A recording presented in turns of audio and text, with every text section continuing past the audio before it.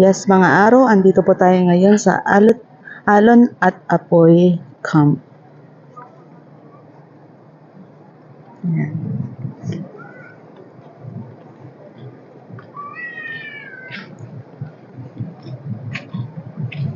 Ikot-ikot lang tayo.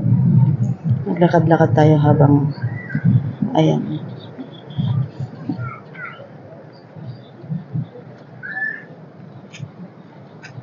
Marami po tayong kasama dito na ngayon na nagka-camping. CR nila. Ayan. Dalawa sa babae, dalawa sa lalaki. Malinis naman po.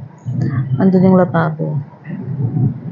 At meron tayo ditong charging area. Okay. Ang mura lang dito ng entrance fee nila.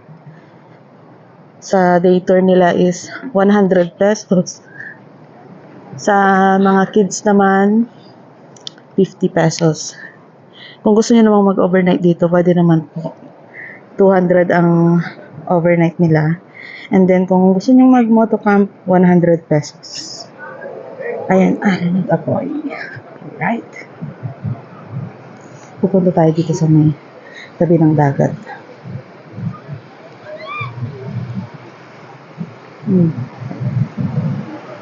Lamig ng hangin. Kahit ang halim tapat. Wow. Meron din silang mga katabing campsite. Kanina nang naglakad ako, bumili ako ng ice. May parang dalawang campsite yung nadaanan ko bago ako nakarating din sa tindahan. Ayan o, may tent doon.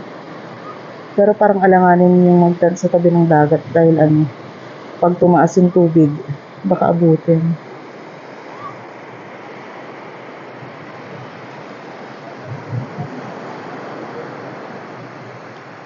Meron din dun sa kabila. Okay. So, etong Alon at Apoy, mayroon silang bakod. So, hindi basta-basta nakakapasok ang ibang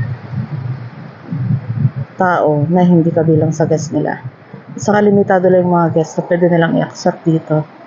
Ang ganda ng ganda ng mga puno. Saka lilim. Lilim sa mga pwede mong pagtayan ng tent. Speaking of tent, libre pala yung tent pitching nila dito. Hindi katulad sa ibang campsite na may bayad pag mag-tent pitching ka. Ayan o. Free parking, libre ng tent, pero kung wala kang dalang tent, pwede kang magrenta ng tent. Meron na lang silang binibentang tubig dito, so hindi mo na kailangan magdala. Sa palengke naman, sobrang lapit ang palengke nila dito, 5 minutes. Pag may motor ka, pwede. May malapit din na tindahan na pwede mong lakarin. Pero kung may motor ka, syempre, motorin mo na lang kasi mga 5 minuto ko din nilakad yung kanina. Ayun, ang dami namin dito ngayon. May mga umalis na rin kanina. Pero may mga bagong parating. Ayun, ang ganda dito. Titignan ko mamaya ang gabi kung ano status dito. Sa ngayon kasi malamig yung simoy ng hangin. So, hindi masyadong mainit. Siguro mainit lang pag talagang tumapat ka sa araw. Pero pagka ganito kasi, sarap ng simoy ng hangin. Andun yung tent namin.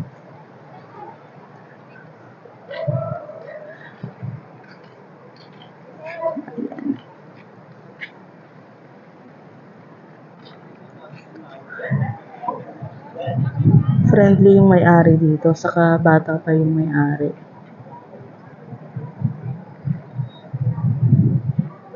Okay. Ayan muna sa ngayong araw. Bye!